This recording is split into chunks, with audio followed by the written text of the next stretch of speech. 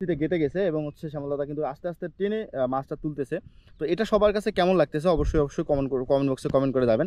তো মাশাআল্লাহ সবাই দেখতে থাকেন কুচিয়া মাছটা আমরা কীভাবে তুলি। বিশাল বড় সাইজের একটা কুচিয়া মাছ কিন্তু আটকায় গেছে। তো দেখেন উনি টানতেছে, টানটা দেখলেই মনে হচ্ছে যে এটা বড়। ও শেট শেট ম্যান। তো আসলে মাছটা দুর্ভাগ্যবশত মাছটা খুলে গেছে।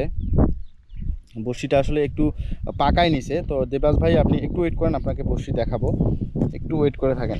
আমরা এক হাতে মোবাইল আর একটা ক্যামেরা, এই জন্য আসলে একটু সমস্যা হচ্ছে। তো এই হচ্ছে আমাদের শ্যামল দাদার বড়শি। এই যে দেখেন, এই হচ্ছে আমাদের শ্যামল দাদার বড়শি।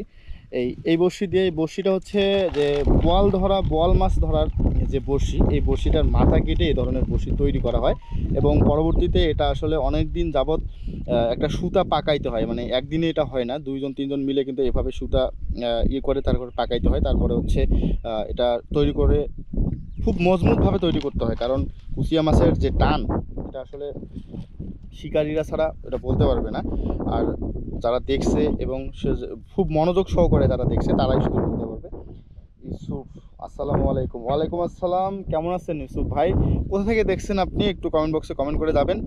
আর শ্যামল দাদার সম্পর্কে এবং শ্যামল দাদার টেকনিক সম্পর্কে যদি কোনো কিছু জানার থাকে অবশ্যই অবশ্যই কমেন্ট বক্সে কমেন্ট করে যাবেন। এবং হচ্ছে কোনো কিছু জানতে চাইলে অথবা শ্যামল দাদার মুখ থেকেও যদি কোনো কিছু জানতে চান আপনারা, তাও আসলে আমাকে একটু কমেন্ট করে জানাবেন।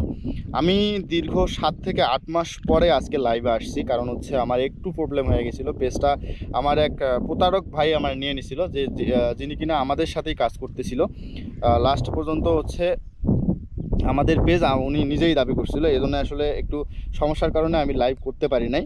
এটার জন্য আসলে আমি আন্তরিকভাবে দুঃখিত। তো কেইসা মাছ এবার মনে হয় আটকায় গেছে না দাদা? এই মাছটা বড় আছে।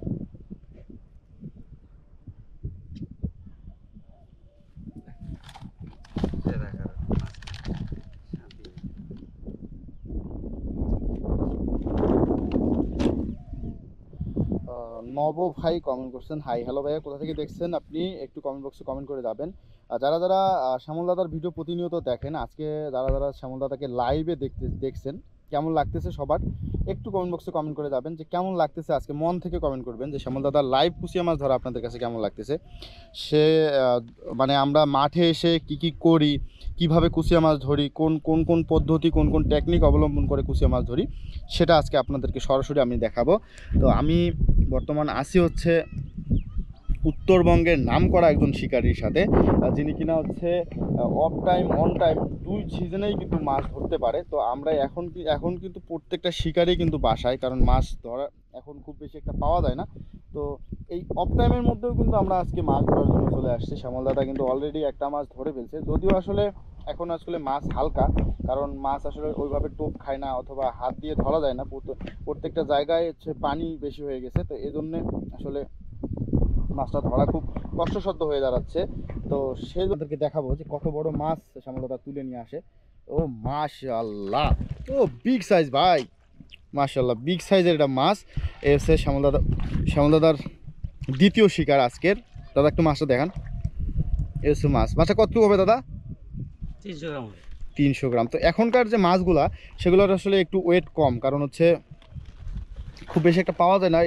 এটা আমি আসলে ওয়েট কম কেন, আমি যদিও খুব বেশি একটা জানি না, তারপরেও আমি শ্যামলদাদার সাথে একটু শেয়ার, মানে আপনাদের শ্যামলদাদার মুখ থেকে একটু শোনাবো আর কি। দাদা এই এখনকার মাছগুলো একটু ওয়েট কম কে? কত দিন থেকে কত ওয়েট হচ্ছে, কেন মাছ খাইবার ওয়েট? ও